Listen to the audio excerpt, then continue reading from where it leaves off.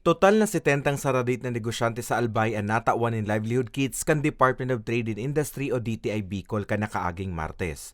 Parte ang aktibidad sa Livelihood and Entrepreneurship Program kan DTI. Sigun kay DTI Regional Director Dindo Nabol, gikan sa tulong distrito kan probinsya, ang sa indang napiling mga benepisyaryo na enterong nagkaarapektuhan kan pandemya asin kan mga nag-araging kalamidad.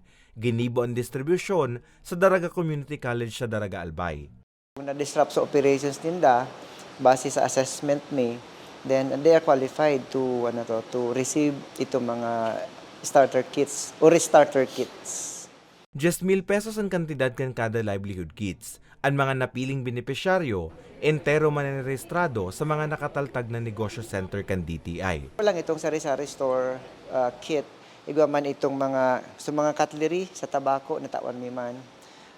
Pero ito mga mga small equipment, mga cutters and so on and so forth.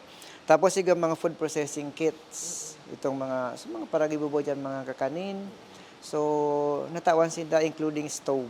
Dugang paninabol, obheto ka nasabing asistensya na matabangan ang mga nasabing negosyante na magkaigwan ng dugang na mapagkakadilensyahan.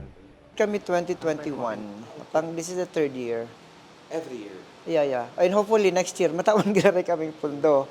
Tango yan nga ni, nagdikit na sila, naggrabe so pigis last sa budget mi, kaya dik niya na nga ni so na tawan na beneficiaries. Asigurasyon ni Nabol padagos pa sindang mabilog din mga programa na matabang sa pag-angat o rugnakan mga saradit na negosyante sa riyon.